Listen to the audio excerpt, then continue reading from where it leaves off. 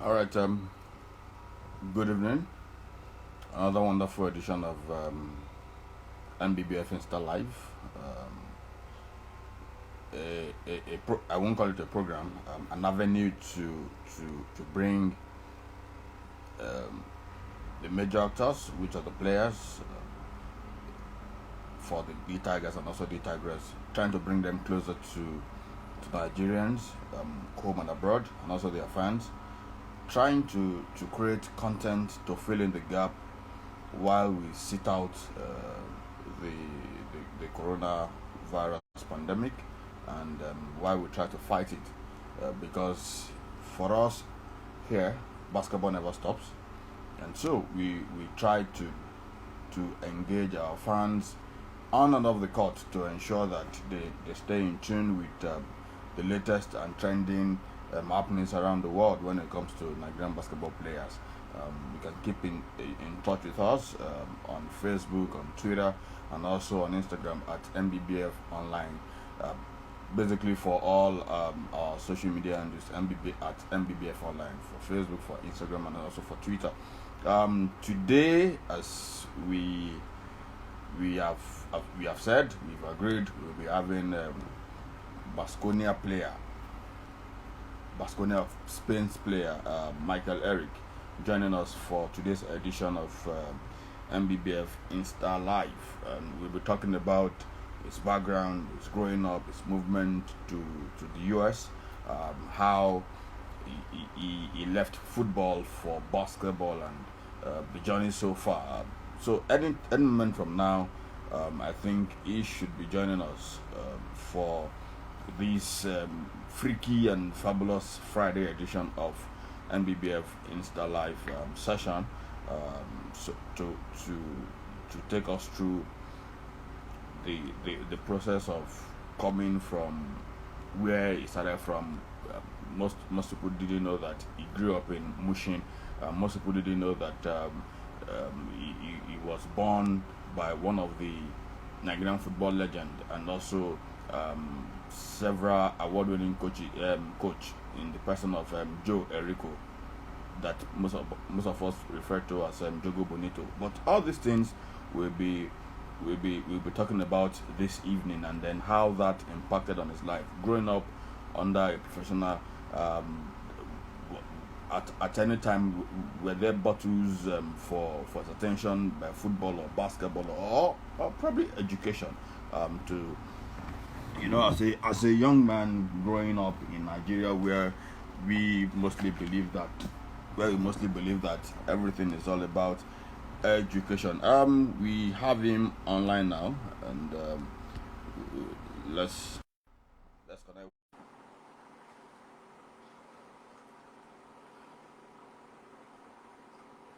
anytime from now.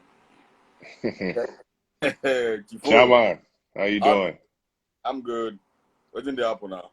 We thank God. Everything there, we thank God. English. Which one you go prefer? Sorry? Maybe make the two. What did you say? Maybe we do English or maybe we do Pidgin. Which one you go prefer? As you know, Mail mix them up. If maybe you make do both, mail mix them up. the We mood have, as yeah, boy. you can ask me in English, you can ask me in broken, whichever one you want. Wahala. Tell us, introduce Michael Eric to the world. Well, Mike Eric is just a kid that grew up in Mushin, Lagos, son of Coach Joe Rico. Luckily for me, I got to see the football world growing up as a kid, and I was lucky enough to also live in Nigeria and also live in the US. I went to high school in the US. I also went to high school in Nigeria. I went to Baptist Academy in Nigeria, in Abanikoro, Lagos, Obasakar. I went from there to the US, went to a school in Delaware.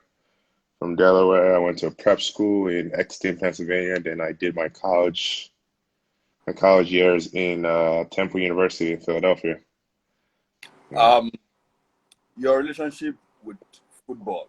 Tell us more about it. Growing up under a father who played for Nigeria, and who at different times under Amodu, under Stephen Keshi, under Onigmide was the goalkeeper trainer for the Super Eagles. Tell us a bit more about that.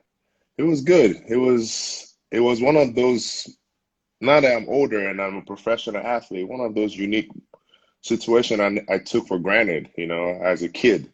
Some things that some kids would dream to ever imagine, meeting football players, being in training camp sometimes with JJ Okocha, Kanu, and all those guys during those times, or being able to go to like a training session in the national stadium when it's all closed down for the public, and those things were like the things that made me see what being a pro is now, and that those experiences. Then I didn't understand that it would be part of my lifestyle now, because I was able to see how people work. I was able to see how those superstars put effort and time into day and out of working out. So it was fun. Then I was a kid enjoying life, following my dad around, but now it's like, wow, I actually learned something from those guys, ironically. Will you say that you maximize that opportunity, or probably at that time you were too young or just Yeah. too alive to really put your mind to maximizing the opportunity?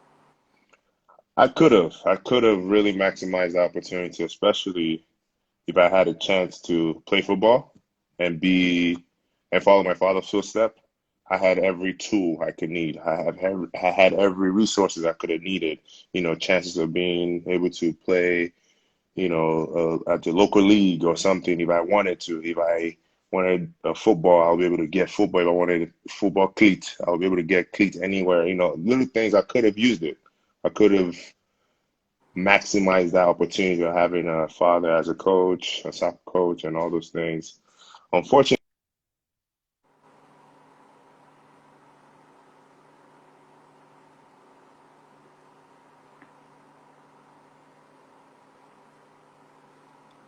Network issue. I don't know whether it's from here or it's from his end.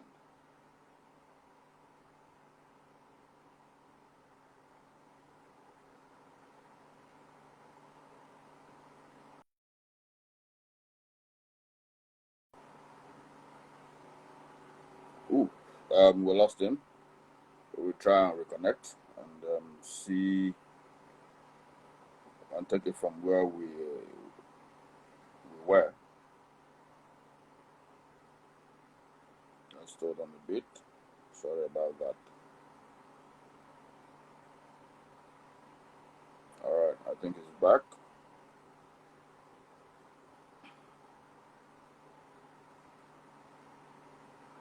I'm trying to reconnect. yeah, All right. So, you were saying something before you went off. yeah. No, I was saying, the opportunity I had as a kid to have used to maximize a life in football. I think, I could have done that. I could have been maybe the tallest football player or of some sort, if I wanted to. But like there's a saying, there's always a reason for everything, there's a season for everything, and I think my mind and my body was not there because of my height, because I was growing too fast, and I was worrying more about my health. I didn't know that I was going to be athletic at one point. I was more worried about, why am I growing too tall? Why am I growing too tall? I could have used the opportunity to play football, but luckily for me, I'm playing basketball. Some people don't have that opportunity of Yes, getting that height in terms of your physical height. yes, What are the downside of it? Being that tall. Being the odd man out in class, the tallest on the assembly ground. Even when you're talking to your teachers, they are looking up to yeah, you. That yeah. what were the downside of it?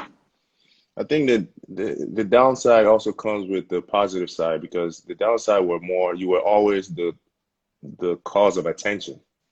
You can't hide. You can't sneak anything. You can't do anything without being noticed, without being the first one to be talked about. Oh, my God, the Yoruba saying, oh my God. You go anywhere, oh my Gaba, it's more of it's more of a they're very very there were moments where it was annoying. There were moments where it was affecting my psychological state, but I was a kid. So I thought I was normal, but I wasn't normal. I was very tall. But the downside of it also became the positive side of it because now if I go anywhere, it's like, wow, he's tall. Wow, what do you do? Wow, where are you from? Who do you play for? The same attention I was getting that I felt that was negative. I felt that was too much of attention for me was is something that's bringing a lot of positivity in my life now because with that attention was the reason I started playing basketball. You're too tall, man. You should stop playing basketball or something. I'm like basketball. I never thought of it. I enjoy football better. Then I tried it, and then all of a sudden I enjoyed playing basketball more than I enjoyed football at one point. So that's how it started. So that same attention brought positivity to my life. You spoke about growing up in Mushin, one of the toughest areas in Lagos. We talk about probably Agege, Ajegunle. We talk about Mushin. Yes. Um, how much of that did it come into shaping you as a man? Oh, every day.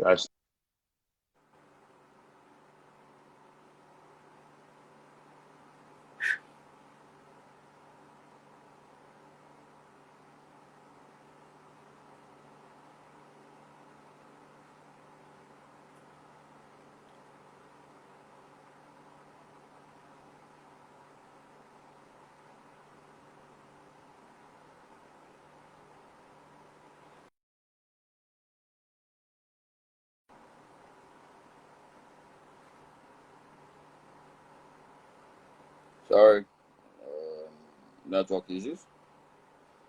We try and sort that one out as soon as possible. Um, that's why 5G should come as fast as possible, so that we'll be able to access seamless internet connection faster and lighter, which makes the world easier. So let's just wait for him to come back online and then join us as we continue.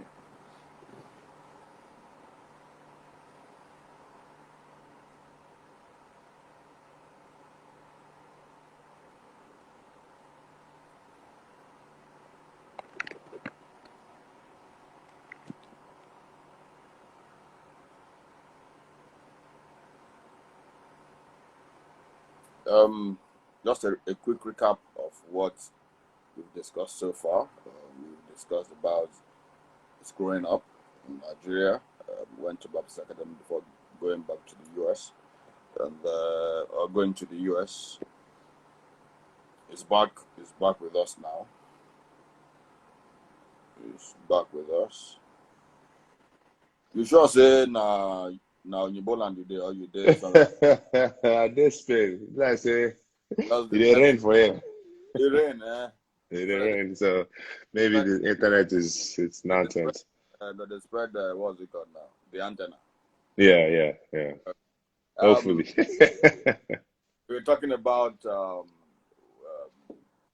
growing up in Mushin and the effect um, on you being becoming the man that you are today. So tell us, positive or negative? I think at the end of the day, there's for me it's positive because of how much I've taken out of it. The humbleness, the drive to succeed, the drive to always want to be on top and separate yourself.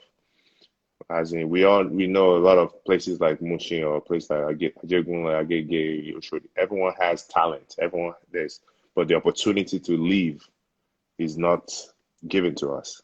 The opportunity to go pursue your dream is limited for us. So I had so many friends that I grew up with that like we lived in the same neighborhood. We tried the same sports. We did the same thing. I'm living the dream for them. They're living the dream through me, and it pushes me more to accomplish more. It pushes me more to go back and share the stories with them. It pushes me more to give them hope. that we can do it. You can continue doing it, and that's the positive thing I think about living in, Mushin in Nigeria, and also being able to go back home, regain that humble feeling, regain that drive, that determination I always get out of when I go home. I always go to the Oshodi roundabout courts by Ilupeju over there. Every time I go, yes, I have to step there because that's when I first started dribbling the ball. I first started learning the ball through guys that came through there, Coach Chris, and a lot of guys I played with. Being, I I always cherish those moments when I go back there. When I go back there, it gives me hope. It gives me like more of a drive again because I remember I was a kid that never played basketball. There were guys that were playing basketball all their life and they couldn't leave. They couldn't get a chance to leave. And I was lucky enough. Thank God I was lucky enough. But at the same time, I'm living the dream of what they started off through. I'm living that dream for them pretty much. I'm working my butt off for them every day. That was that. Yeah, continue. No, I'm just saying that was my thought basically every time I think of how Mushin raised me and what I learned from Mushin pretty much is never to How, quit and keep going. how easy was it for a kid growing up in that sort of environment to miss his way, get engaged in social vices?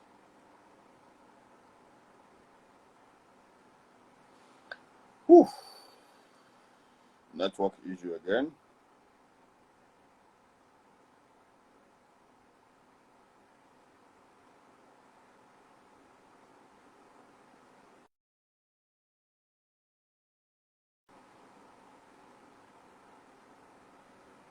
So we hopefully wait for him and expect him to be back here very soon. And, but it's not been very easy, going back and forth. And yeah, internet problem. It's not been easy. I thought Nigeria was the only it's the only country with the problem, but I think now it's a global phenomenon. Rain, natural disasters, and all that affecting technology. All right. I had to switch sides of the room. Maybe it's the rooms I was Uh, in. um, how Uh, how easy or difficult was it to miss your way growing up in such environment? oh, there were a lot of challenges, to be honest. There was a lot of moments where I could have easily been influenced by other things that weren't for me. But at the same time, those things really, really were experiences that I learned. That saying, if you put your hand on hot pot, it's gonna burn you.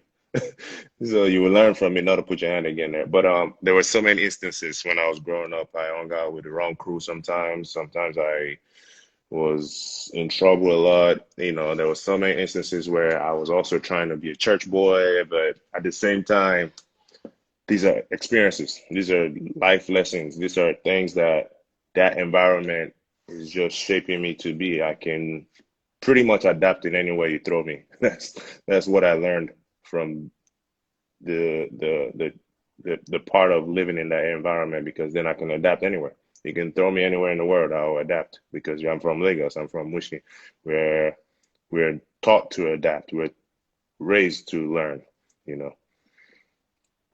Give us an example of probably that moment Yeah. that you nearly got caught up with the wrong crew, and then you had to retrace a step, or probably God just came through for you, or your dad or your parents just had to come through and save you.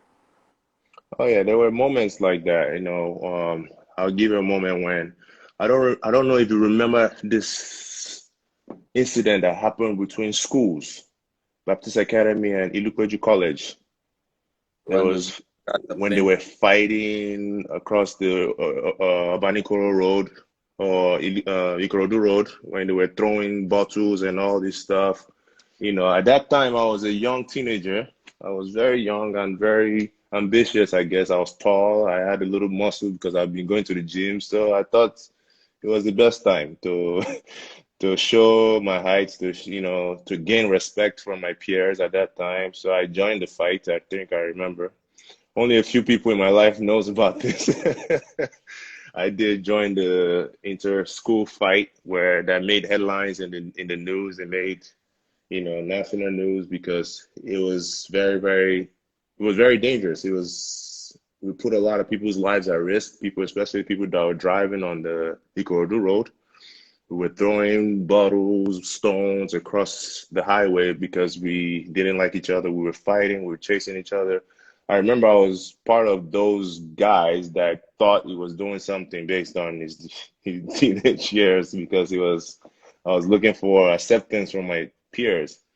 But there was a moment that day that everything turned around. I almost got arrested by the police that was supposed to control the crowd. I almost got arrested. I ran, I was running for my life basically because I didn't want to get arrested. I didn't want to jeopardize my freedom. I didn't want to have to go home and embarrass my father. I didn't want to go home and embarrass my parents. But that day I saw both lights. I saw like, okay, I wanted some type of acceptance. I wanted to join the wrong crew, but at the same time, this is not for me.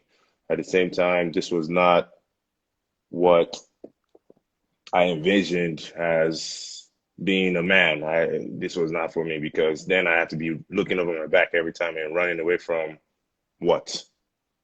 Police? From what?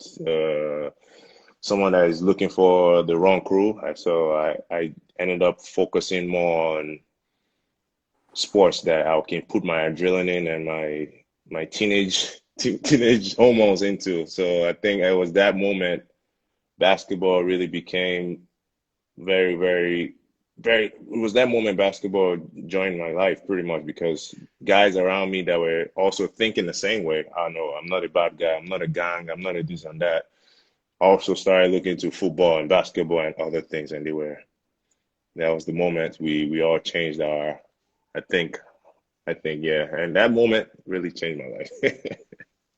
Um, Now growing up under a father that basically had all his life around football, um, now choosing basketball, did that break his heart?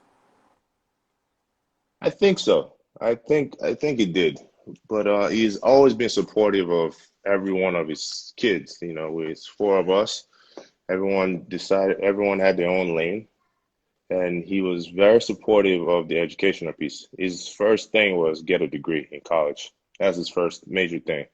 I will invest all my life earnings for you to get a college degree. That's all he always said, regardless the situation, regardless what he found us doing. He wanted us to get a college degree. But when I started enjoying basketball even more, when I started like ignoring, going to places that connected us together, which was like the football grounds, the Eagles Club, the stadium, the places that my father and I were connected with, when I started kind of like spending more time on the national stadium basketball courts, I could tell, I felt it. I felt he was a little disappointed, but at the same time, he was like, well, he's busy. He keeps him busy, keeps him off the street, he keeps him focused on something else other than trying to be something he's not. But as the years went by, he became more and more educated about basketball. Uh, Very, very more educated about basketball. He became more in tune by the game because I'm playing it, and he started watching more basketball. We started sharing more sports related philosophies. We started sharing more sports related moments. Well, I would tell him something is happening in my life at the moment. It would take me back to 1960 something, 1975 when I played at so. I had a situation similar to that. And yeah, I think basketball, he started educating himself in basketball as the years went by. But initially he was disappointed, I think. Let's talk about your brother, My because yeah. your brother, the the information we gathered was you went for an holiday in the US. Yes. You're Yes. meant to come back, and then it was Yes. like, like you're not coming back. Mm-mm. Yeah. Yes. Was it difficult for your friends to accept that, and just having a kid who was meant to come back and continue his life in Nigeria, held back in the US? Then how was that curve important for your basketball career? Man, it was very, very difficult, man. It was difficult to be honest because I had friends. I had like one of them is commenting right now, Benga, Jetta. I mean, my best friends.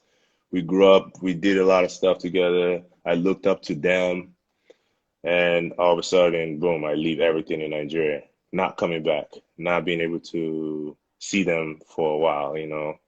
But my parents, to be exact, it was scary. It was a scary moment because I'm the last child of the house. My mother and I are very close, very, very close. So for her to just tell my brother that it's okay, it took a lot of convincing, a lot. I mean, my brother had to show a lot of maturity on his part, respect to him for taking me in, for changing his lifestyle to be a father to a 15-year-old all of a sudden, you know, and for him to taking that responsibility till tomorrow, I still don't know how he did it, but he did it. My father and my mother were depending on his depending on him and depending on if this will work, if he's making the right decision, if it's okay with his job, with his family currently at that time.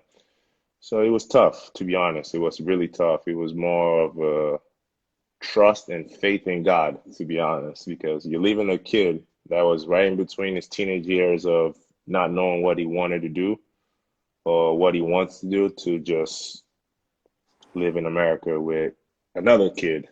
So my parents were just, having faith that they did a pretty good job with him. So hopefully the values and lessons he learned from them, he would transfer them to me, I think. So that was, Um, let's look at your national team career. Now you're 31. yeah. Uh, took you forever to decide to play for Nigeria. You just started playing in 2019. Um, Probably at the age of 30 or early 31 for you, depending on when you celebrated your birthday. Um, what what happened?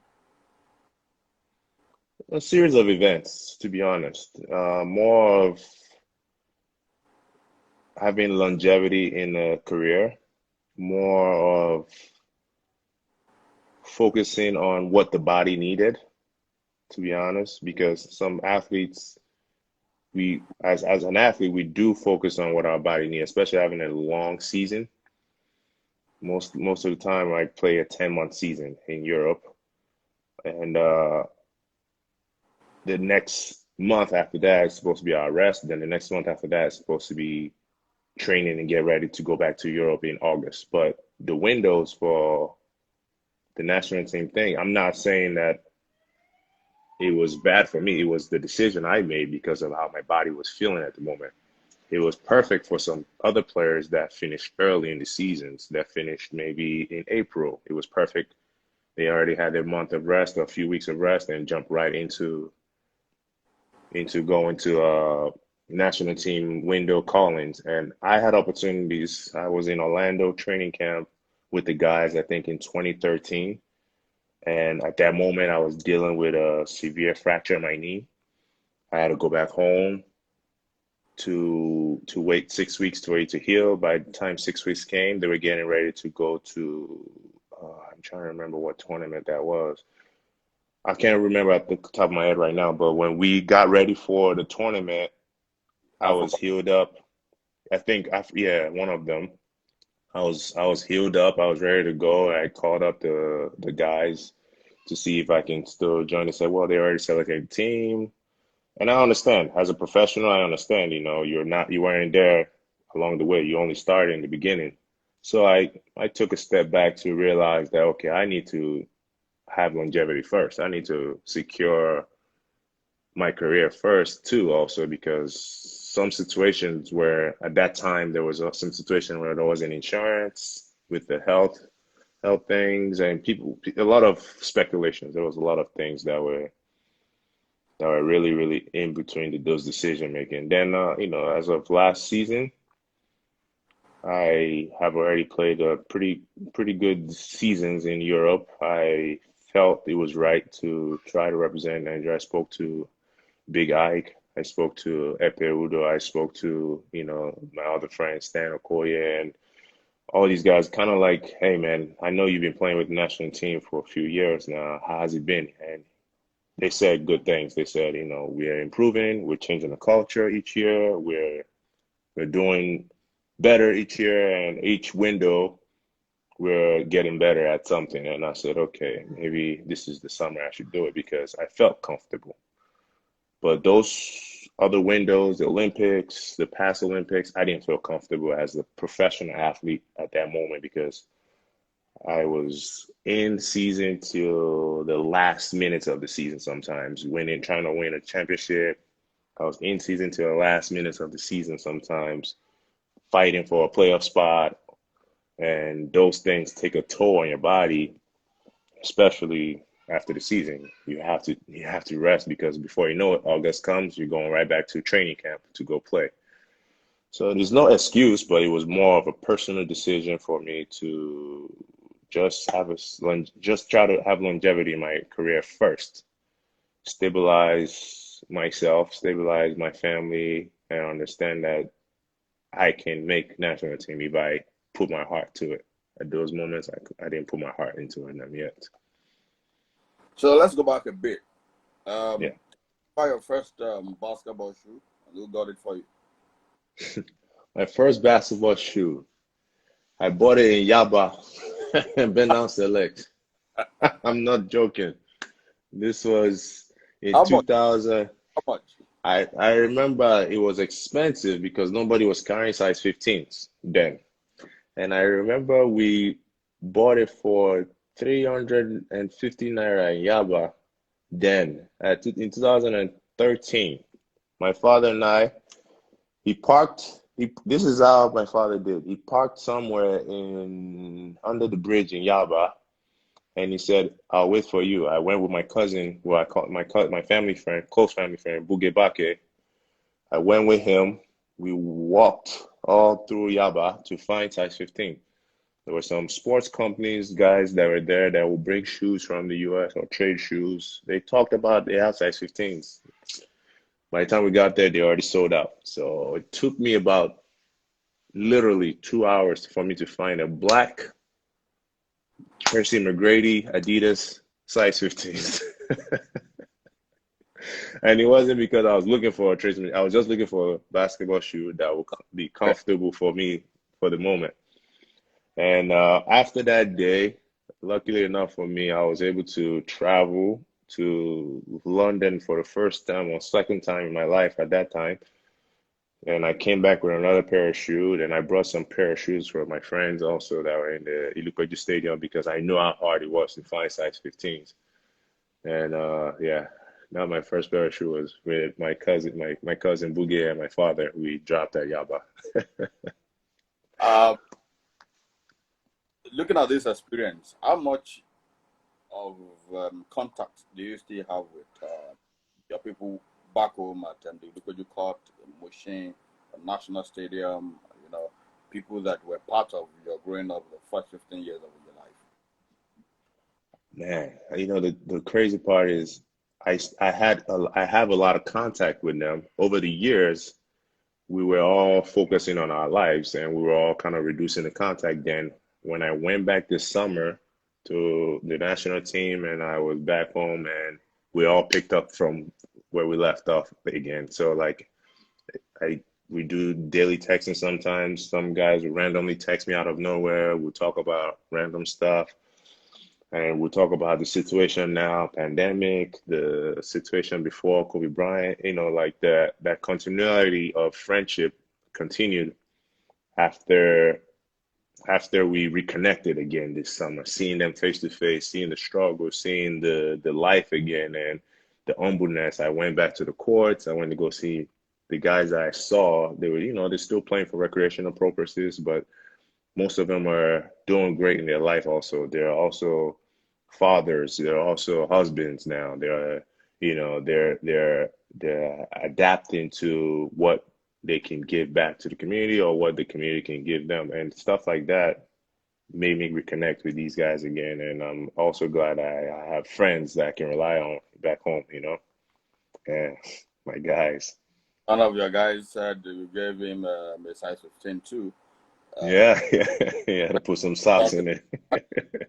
Unfortunately. Going straight to the next question. You didn't participate in any of these windows. Yes. Prelude to the World Cup proper itself. Um, when you got the invitation to report to camp or to come to camp, how did you react to that? Initially, it caught me off surprise because I think I remember seeing a couple of Nigerian scouts or a couple of people that work with the Federation at some of our games in Europe last year. And I could tell they were doing some recruiting. I could tell they were doing some type of, scouting for, okay, we need an extra body, we need an extra big man or something like that. So, having a long season like last season I had, and also I think I had one of my best seasons last year, was probably tiring for me. Initially, I was exhausted. I went home, I went to go and rest for 2 months straight.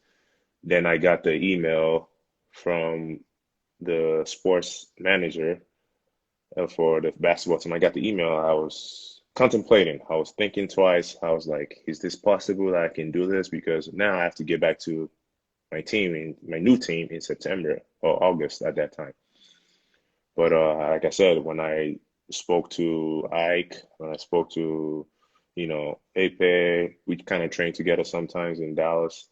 When I spoke to Stan Okoye about it, they gave me nothing but positive feedback to give me something to rely on. That listen, we can try to do this. We can make some noise if we all put hands together and join. Like just be able to accomplish something again. And I thought about it. I was very surprised about the call, the invitation, but at the same time, I said there will be nothing else I would do but to represent my country. I've always represented my country through my actions, represented my country through my words. I was born and raised in Mushin, so not that can never leave my skin. So I might as well represent Nigeria. And luckily for me, the World Cup was the best stage to try to Nigeria. Okay. Fast forward to the World Cup itself. You're smiling. Yes. You didn't play the first game. You didn't play the first Yes. game. We lost to Russia. You played only 3 minutes in Yeah.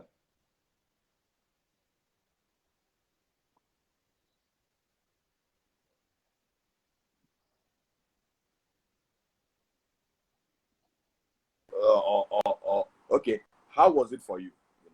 Coming as one of the top performers for your club, and then coming now to sit out the first 2 games.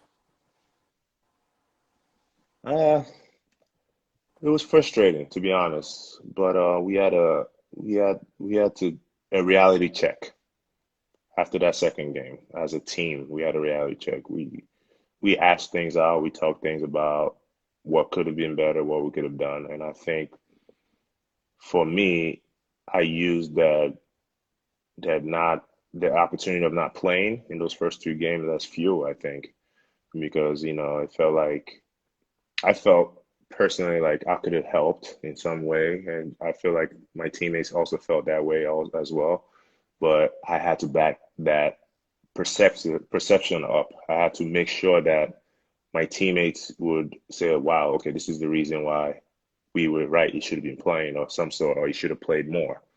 So for me, I think I had a moment of clarity when I was frustrated that I can't use my frustration on the decision making. I have to use my frustration on the court whenever I get a chance. My frustration was, why are you not playing? Are you not good enough? I don't know.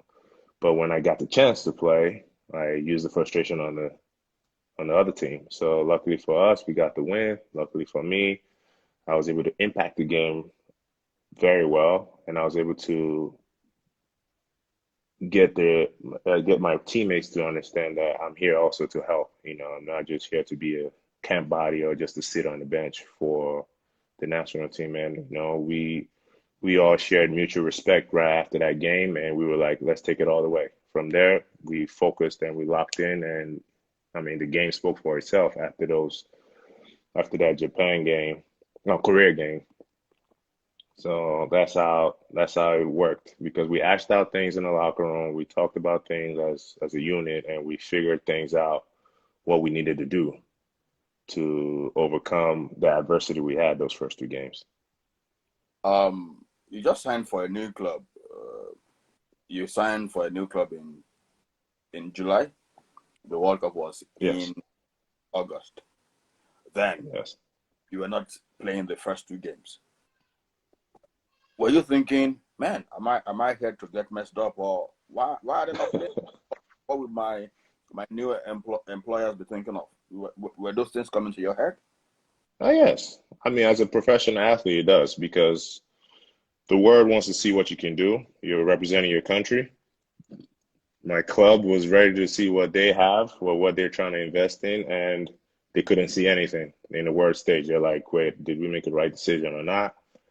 Did we sign him for whatever? Because if he's not playing the national team, why do we think he can play for us? Some along those lines. And there were moments of frustration, like I said, where I was trying to figure it out myself, like what's going on? Why am I not playing? But at the same time, I had to respect the fact that I'm part of a team. It's not individual in that moment. Uh, but my club was also pressuring me to figure out why I'm not playing. They were also trying to figure out if I'm injured. They were also trying to figure out if it's something I'm trying to hide from them, that are you injured or you're not playing? What is going on? Why you're not playing? And all these things became almost like a negative cloud during that time after that first two games. But fortunately for us as the unit, like I said, we talked things out after that second game against Argentina. Argentina. Yeah, we talked things out. We had a moment of clarity where we needed each other. No one can do it on their own. We needed a moment where everyone had to step up and everyone had to show that they can bring something to the table. So that's what happened. Was there any time during the World Cup that you were not playing, and then probably you went to meet the coach and was, coach, why not play me? Was there any time you had that thought that, okay, let me just walk up to this man and talk to him man to man? I mean, we've talked. We always talked as men. Like when you're a pro, and like I said, if I was my younger self, I would have probably not understood what was going on. I had a stabilized career already, so when I approached, like talking to coach in a sense where I approached him man to man, not in an aggressive way. I approached him to understand what is your strategy, what's going on here, and he explained like this is what's going on. We need to figure out each other. I say it might be too late because we just lost the second game. But by the time we came as a unit together and talked about it, I think that was more of the best action that I think for us because I didn't have to say much. I didn't have to even go and tell coach, why are you not playing us? Or why are you not playing me? We did it as a unit. We did it together. So they said most of it. They pointed on the things that we needed to do. So that was amazing. And that showed the brotherhood that we've created as the Nigerian athletes and the Nigerian basketball team. They created a brotherhood, and I'm so lucky to be part of it right now because we still connect, we still talk post the World Cup. Some guys are still talking together through a group text post Olympic, the last Olympic, and they're still, they've created a brotherhood that I'm really glad to be part of. to be honest. Somebody is asking you a question here, a trivia question. I think you should know her. One blondie journalist, was always Okay. coming around. Why is it just that only fine boys play basketball? Only fine boys play basketball. I don't know. There's some guys that will walk somewhere, but they play basketball too. Mention them. I should Call mention that, Chai. out people. Call out people. I'm gonna put Stan Okoye as one of them. He was small. No, I'm kidding. That's my guy. I'm gonna put Talib too. Talib is one of them. No. Okay, now let's looking at the moment that you had the silver lining in your sky, stepping up against Korea. You had 17 points, 9 rebounds. I mean, just I think 18 minutes or 17 minutes or thereabout. How were you able to step up at that crucial moment and then come through for Nigerians? At that moment, all I could think of was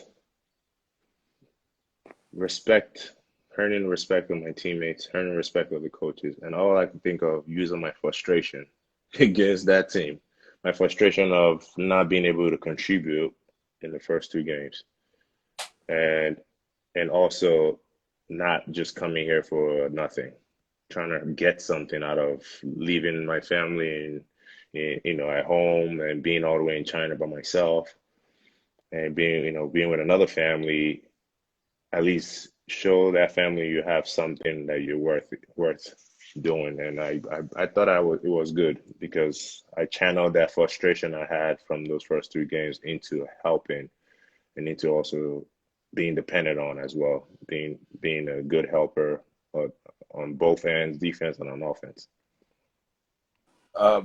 Still on the World Cup, we finished as the best African side. Yes. Up, we got an automatic ticket to the Olympics, taking place in 2021. For many, that was an unparalleled achievement. Why Yes. for some that tipped this team as one of the best that would have been assembled, best assembled team in the history of Nigerian basketball when it gets to that level, and we possibly or probably underachieved. Um, do you guys share the same sentiment that we underachieved, or you guys did your best and that was the best that your efforts could get us as a country? We know both sides. We know we could have achieved more. We know we brought a lot of talent, a lot of firepower to that World Cup. We knew that, but there were some things that were out of our control that we couldn't do. But when we were given the opportunity, and when some type of control got within us, like let's say some guys got a chance to play and some guys got a chance to show what they can do, that's giving us a little bit of something to have control over, which is do what you can when you're on the floor. And we changed the narrative at that moment that, okay, we have an opportunity to actually do something now. So what we did is make sure that we won those games, make sure that we were the first African country to qualify for the Olympic, or probably the first country to qualify for the Olympic. And at that moment, which showed a lot of character that, okay, yeah, we did have that firepower. We did have that talent that people were talking about. So we just made sure we, shut some people up, people that were doubting us, people that were saying a lot of negative stuff that, it's a disappointment that we brought all this, blah, blah, blah. We were all we had. We were only 17 of us, including the coaches, maybe 20, 25 of us in China alone, you know. So whatever anybody had to say at that moment, we had to tune it out at the end of the day because then it's all we got. We were all we had at that moment. But yeah. The game against China, when it was obvious that we were going to play China and then we moved to Guangzhou Yeah. for those elimination games. A night before, the Chinese team, they brought up some attitude, that Yeah. got some of the players and just pissed off. Um, was that was that really put? Was that a part of what motivated you guys to go out against China in the last game? Because Nigeria was fighting for the sole ticket from Africa. China also were fighting for the sole ticket from Asia. Then the game was everything for, and then Yeah. in fans you messed them up.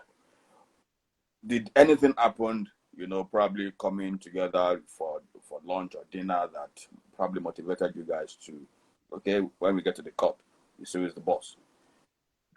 Oh, I mean, I don't remember per se, but all I can say is after that Argentina game, anybody that was in our way was gonna get some for sure. After the Argentina game, the fuel of frustration that we had as a team, as a unit, man, I think we were definitely, if we had like three more games or something, we probably would have won all more games. If we had another chance to fight for medal, we probably would have won it right away. But because we clicked right away, we understood each other. We knew what each other could. We knew what each other could do. We just didn't figure it out earlier. But that Argentina game gave us more fuel. It wasn't. We didn't care about China. We didn't even. In my personal opinion, I don't remember us really worrying about China per se until we got to the game. Then we saw that the whole crowd was full of Chinese people, and that was the only time I remember us really like, oh wow, the gym is full. We can't even hear anything.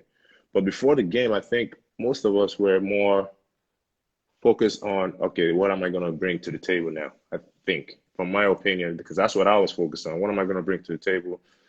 All right, so our last game, we need to win. We weren't worrying about China. We didn't even, I don't even remember any one of us talking about the specifics of what China was doing or what they did. It was until we got to the game, we saw the crowd. We're like, oh, it's against us versus them. It's, us against them, us against the whole China. That's when we realized, all right, we have to play. It was a good game. It was a tough game. It was a hard fought game, to be honest, because you remember for almost the whole game, it was back and forth, back and forth, back and forth until we just kept trying to. We kept pushing, and we had a little break there, and we just never looked back. And I told you, we had something for anybody that was in our way after that Argentina game. I think your captain just concurred now. Yeah, Okay, no I chance. Zero. We knew the kind of have only option. the only option. Period. Yeah. Yes, he was right. Period. Somebody is asking here that when it comes to pressure Yes. during and after game, which Yeah. one gets to you most, playing for your club or playing for the national team? Wow, that's a very interesting question, to be honest. Uh, Playing for your club becomes almost normal because you're doing it for 10 months. After a while, you find a rhythm. If you start low, midway you might get your rhythm back. By the end of the season, you're in the top shape. But playing for your national team, the pressure behind it is very unique.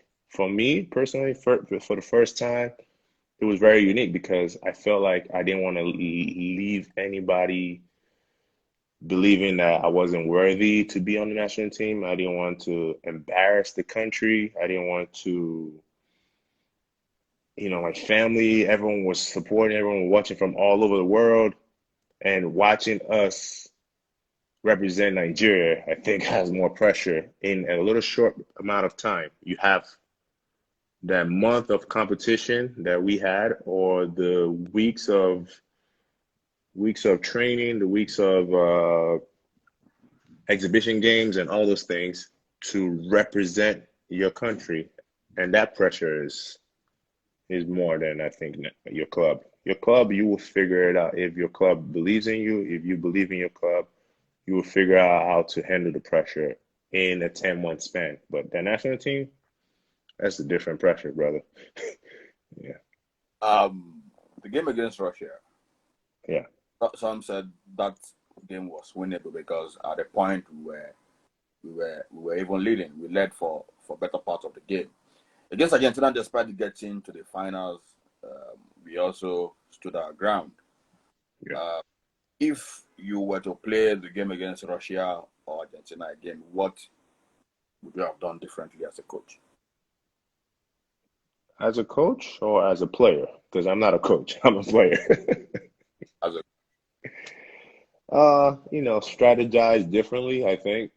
From my opinion, I feel like everyone on that roster, like I said, firepower, we had anybody in any position that could do something. So I felt like we could have used the bench more. Just a personal opinion, nothing different from what anybody else would have seen. Could have used the bench more. We could have done more of rotation because then the teams will know who to guard because one guy's coming off the bench hot. One guy's going up to the bench hot, and other guy's coming off the bench to bring more fire because that's how deep we were on that bench. I think I think that was the mistake we made. Then we learned from it later on in the competition. If we had done that earlier, I think we would have had a better results, in my opinion, personal opinion. okay. Lessons learned as an individual and also as a team from that World Cup adventure and then everything that came out of it. Yeah, Oh, the very, lesson. very. I think you will say as a human being that you learn from experience. In my professional opinion, and also as a person, you learn from doing the right things or doing the wrong things, right? I don't think we did a wrong thing. I just think things were destined the way they were supposed to be. We were supposed to really tap into our true nature if some type of adversity hit us. We had that adversity of losing those two games that we could have won. Then all of a sudden, we went back to the hotel, went back to a locker room. We talked about it.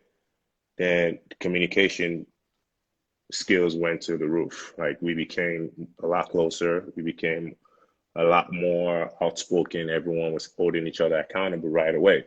Before it was more like he said, they said, maybe they said, they don't say. We were hiding the truth, or we were protecting each other because we weren't really sure about each other yet.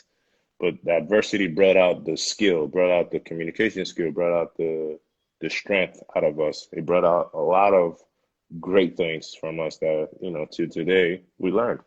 And we, if we talk about any good thing through our text messages, we always go back to, man, this brotherhood is amazing because we became closer after that. The last question before we go back for the second half of this interview because I think Instagram allows for 1 hour as a stretch. So Okay. Okay. you've been a journeyman. You've played in the USD League. You've gone to Turkey. You've gone to Greece. Right now, you're in Spain. What are those themes, the key tenets that you take with you anytime you move or change clubs? Uh,